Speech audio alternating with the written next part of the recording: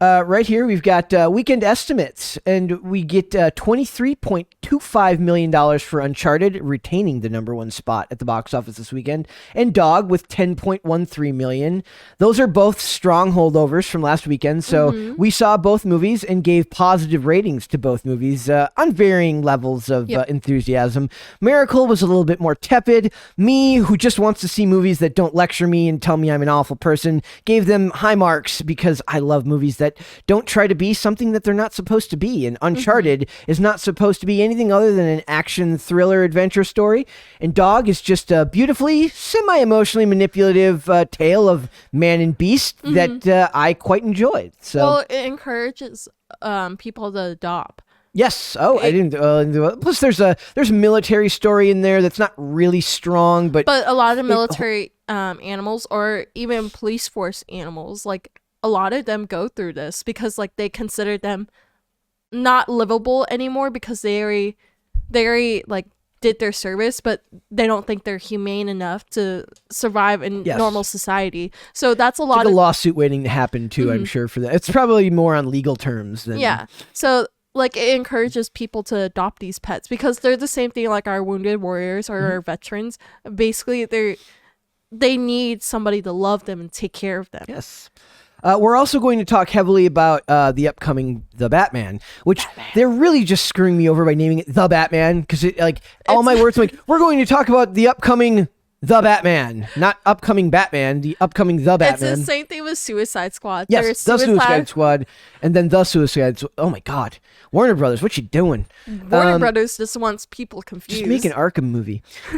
Less than a week. So we're going to talk about the Batman. With that coming up, we've got a lot of topics. Like I've got another topic that we're going to talk about for the Batman tomorrow relating to the Penguin, but we've got a bunch of stuff. It's going to be a fever pitch most of the week, I think. I bet you there's, if not one topic covering it a day, probably pretty, right there. I just had a hiccup. It's okay.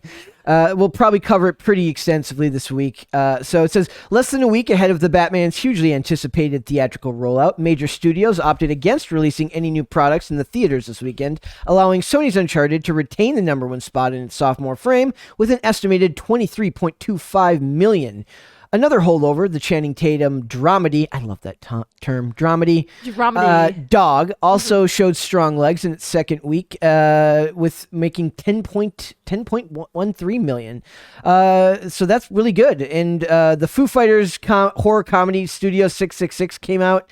And Cyrano also came out, and both were they weren't wide releases. They were semi-wide. Well, nobody wants to watch Peter Dinklage anymore. No, well, people are still a little upset about the virtue signaling relating to the. You all right? Yeah. Just itching? Okay. Yeah, it's all right.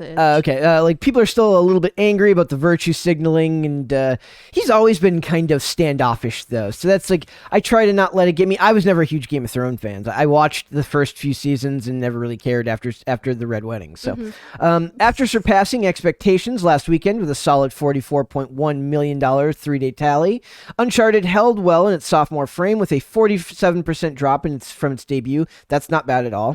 The Tom Holland, Mark Wahlberg video game adaptation seems to have benefited from the strong word of mouth. Its Rotten Tomatoes audience score stands at a winning 90%, as well as goodwill from Holland starring in Spider-Man No Way Home. So he's very topical right now. We saw a lot of, when we saw Dog, there was a lot of like guys and girl, like, couples. When we went and saw Uncharted, it was a lot of younger girls and kids because they love video games. So it says Holland. And Tom Holland is a modern day heartthrob. He's just a very wiry, girly voiced heartthrob that we all love. Yeah, he needs to cut the hair. I'm sorry. I will rail against the 90s slightly over the ear haircut that they're bringing back. Well, we need to get rid of it, man. Before Jonathan Taylor Thomas like literally appears out of nowhere.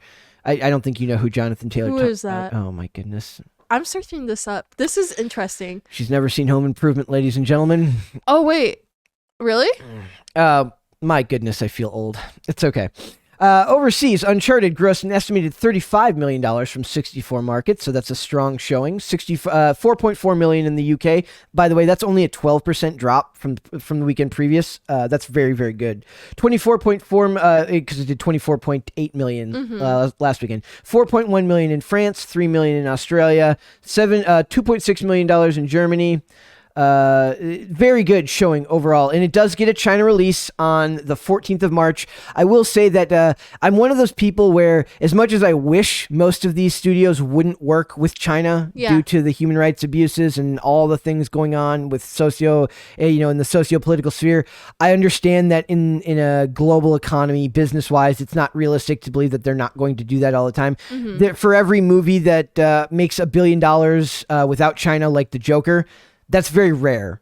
So for every one of those, there's 100 that they feel would do better with the China release. My issue is that it tacitly approves of what they're doing over there, and also they tend to make a lot of editorial changes to a lot of movies just to be able to release it in that market. And you mentioned to me before when we did the previous run on this that India is really, like, a lot of people believe that India, like, there was a lot of videos, some of them were from Clownfish, some of them were from other people talking about how India really is probably looked to be the next big market for these companies, these Fortune 500 entertainment companies to market to. Some people think that that's why they did the Bollywood scene in Eternals with Kumail Nanjiani. Before that, they had like this weird like Pixar short where it's like this kid where he doesn't want to pray with his dad. His dad's like asking him to pray, and then like there's no voices. It's just all songs and like all visuals, and it's like a cartoon. How long ago was this? I think this was when Frozen 2 came out. Okay. So a while ago. Yeah, a while ago. It came out the same time as Olaf's Adventures. I've never heard of that. Oh, it's a cute little spin-off with Olaf.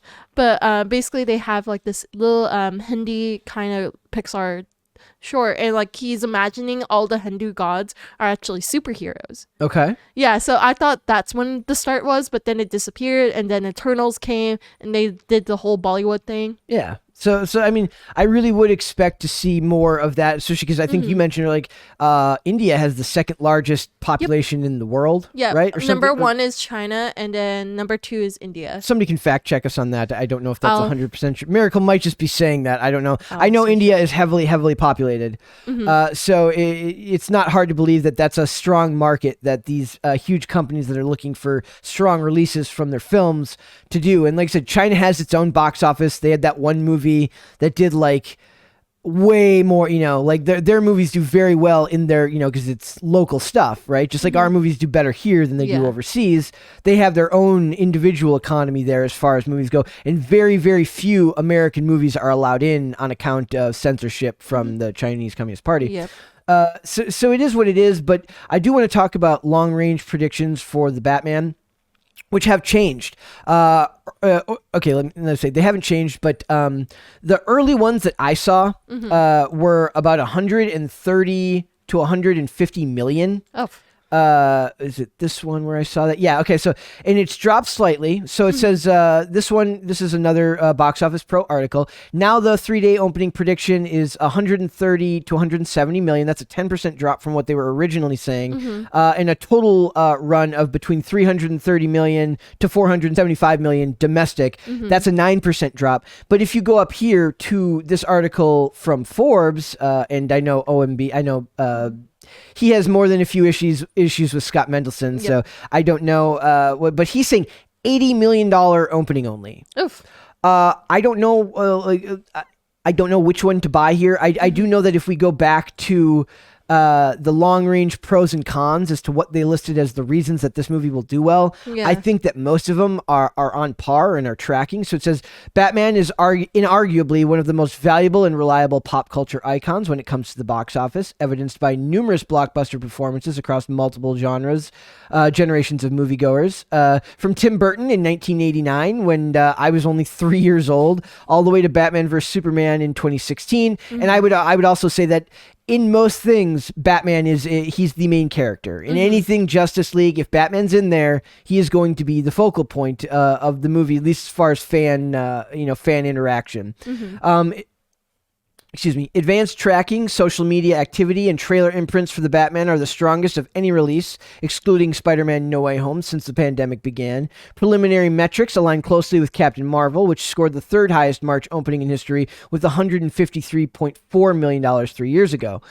I have seen a lot of promotion for this movie. And now I remember, like, when you search things up on social media, you eventually start curating your own reality, right? Yeah. So I look up a lot of this stuff. So what you see is a product of what you searched beforehand. Yep. And I'm seeing a lot of republishings of the trailers. I'm seeing pictures of Pattinson and Zoe Saldana. I always want to call her Zoe Saldana. Zoe Kravitz. At premieres, they were at the British and the France premiere of this movie. Yeah. In outfits that are so 90s, or at least his outfit is so 90s. I can't even get over it. It's like got like a 3-button suit. Yeah. It's incredible. It feels like I'm watching, like, if it had been taken with a film camera, it would feel very 90s. It says I think the promotion is right on course. I see a lot of public interest in going to see this movie. Also, a big reason to be positive about this. It says. I think that with Spider-Man, it's more of like a comic book movie, and this is going to appeal more to the older adult male demographic because it's supposed to be more of a take on realism. And it says another rebirth of a timeless comic book juggernaut is coupled with a new leading man in Robert Pattinson, and that there's going to be curiosity there. People are going to want to see whether he does well in that role. I bet you he will, because this is a different spin on Batman. It's a younger Batman. I do also think you're right, and I read some articles that were like, oh, look at there was all this backlash when he got cast. I'm like, not really. There's a couple of like people who don't really know what they're talking about, who just think of him as the Twilight dude. Yeah, because this is when, after the Twilight series was over, they announced that maybe he's going to play this role, and everybody. But that didn't happen for another 4 or 5 years after that. Yeah. It's just people are like, Twilight's kind of dark, but not really. The Batman's kind of dark, but not really. Maybe Robert Pattinson would play that role. But remember, Matt Reeves wrote this version of the character with Robert Pattinson in mind. Which is really cool. I think that's cool when directors and writers actually write the actual actor, because like nobody else can fill out the roles. This is another thing that Hollywood likes to do. I watch a lot of podcasts where they talk about it, where they will do casting calls for this. For a certain role, they'll tease people. They're like, oh yeah, we need an actor for this role. But then when the actual actor they're looking for comes, they're like, we actually wanted you. Screw everybody else. Yep. It says young audiences and men of all ages have been in the heart of the rebounding box office hits over the past year. The Batman will strongly pull from those bases. The presence of Zoe Kravitz as Catwoman and Robert Pattinson's own draw among young women would further expand the interest in the film. I would argue that Zoe Kravitz is a draw for men too. Yeah. Just saying. I feel like she's like, okay, rate all the Catwomen. I don't want to do that. Michelle Pfeiffer is still. We haven't seen her yet, so Michelle Pfeiffer from is the still, trailers. Michelle Pfeiffer is still the number one Catwoman. Okay. Yes. Okay. Yes. Okay. But we haven't seen this yet, so we'll see. In fact, I was one of the few people that liked what's her name from Halle Berry. No. Of course, it's like a super famous actress, and I'm drawing a blank because it's okay. But to answer your question earlier, Brett, I did search it up, and China is number 1 in the population of who's the number world. 2? India, and then number 3 is the U.S. Number 4 is Indonesia. Number 5, Pakistan. Brazil, Nigeria, Bangladesh, Russia, and Mexico. Okay. I didn't know Russia had a big population. I can't believe I am like literally like I'm getting really annoyed right now. It's okay. It's okay. Let it all out. No. Keep talking. But yeah, it's just weird because like if you actually search up like the countries, like in 2022, China is still holding strong for number 1. Number 2 is still India. Number 3 is still the United States. But then net change. My God, Anne Hathaway. I couldn't freaking remember Anne Hathaway. Oh, she was pretty. in that role. I'm going to be annoyed for the rest of the episode that I couldn't. This is the problem with doing the show. People think that you can remember literally everything off the top of your head all the time, and I in person I could probably do that, but whenever we're recording, I have the weird blanks. So I would still put Michelle Pfeiffer above Anne Hathaway, and I would put Halle Berry at the bottom. Not really her fault. I'm not a huge Halle Berry fan in just about anything she's done except for the John Wick movie. What about Moonfall? That was so good that doesn't even count as acting. It's just it's not her fault, though. She is she's living proof that star power. Her name still carries a lot of weight. So, but that that her in that movie wasn't her fault. That's the Catwoman movie is just a really bad movie. That's not any fault. Never watched it. Any fault of hers. So, the cons now. I do want to talk a little bit about. Also Matt Reeves being involved in the Batman is a huge part of it. If you guys have not, if you're going to see the Batman this weekend and you're wondering as to whether a director can, play a huge role in that. For one, Christopher Nolan gets movies made based on his name alone, and his past track record. But if you want to go see a reason as to why this movie is a good idea through Matt Reeves, go watch his Planet of the Apes trilogy. It is absolutely fantastic and proof that remakes can be done well if they're helmed by the right person telling the right take on the story. So I give that as a high recommendation. Also, I do want to talk a little bit about one of the cons that I can see. Can you quick look me up the runtime for Spider-Man No Way Home? I believe it was 2 hours and 40 something minutes, but the Batman is 2 hours and 55 minutes, and that is a long runtime. One of the reasons that Batman vs Superman was so disjointed and edited down is because Warner Brothers didn't want the movie to be as long as Zack Snyder wanted it to be, which was close to 3 hours. They have relented with Matt Reeves and given him more leeway. My hope is that makes the movie better, right? But for some people who are just don't want to spend 3 hours sitting, that may be a drawback for some people. And then to answer your question, it's 2 hours and 28 minutes. Oh, so that's still pretty short. I mean, that's short, but 2 hours and 28 minutes, so it's about two and a half hours. It's shorter than Avengers Endgame. That one was 3 hours and 2 minutes. Okay, so, but that was the culmination of 10 years of movies. 2 hours and 55 minutes for an untested character. My hope is that the promotion is enough to get people on board and to at least give it a shot. But that's you can fit less showings in a day when a movie has to take that long to make. One of the reasons they cut movies down and make them shorter is so they can literally fit more show times per theater per day. So we'll see how it takes on. It says, so the other cons they list are with the appearance what appears to be a noir fueled gritty take on Gotham City. It remains to be seen how this version of the character and the world around him walk the line between mainstream appeal of any comic book films versus the psychological nature of the more violent aspects of what could be off-putting to some of the parents and their kids. They're right about that. I don't think they did I think they did a fantastic job of marketing this movie as both dark but palatable. Meaning there was violence, but it's not so bad that a mom's going to be like, I'm not going to let my preteen kid go see it. Parents are pretty absent-minded when it comes to this stuff these days. I think a lot of parents will still take their kids to see it. I mean, they're not going to get the 8-year-olds that went to see Spider-Man No Way Home, but I think they're going to get a lot of young, coming of age, young men and teenagers. So. Just remember that movie that it's called Sausage Party with Seth Rogen? Yes, I do. Yep. People actually took their kids there because they thought it was a cute little cartoon movie. Oh boy, that's a fail. Yep. So it says, on a similar note, word of mouth will be crucial for the box office. That's one thing that it says, but I always interrupt myself. Word of mouth is crucial for box office staying power. So the first weekend a movie can survive on marketing and hype alone. But if you really want those drop-offs from week to week to be low, and you want that movie to have Spider-Man No Way Home levels of staying power, you need fantastic word of mouth. And to do that, it has to actually be a good movie. I think they are on a good track like that with Matt Reeves making it. So we will see. It's going to be a big week. We got there's going to be a lot of Batman in the news this week, I think. Batman! Exactly. So I love it. She does. Thanks for watching this clip, guys. If you want to see full episodes or follow us on social media, links are in the description below. Bye.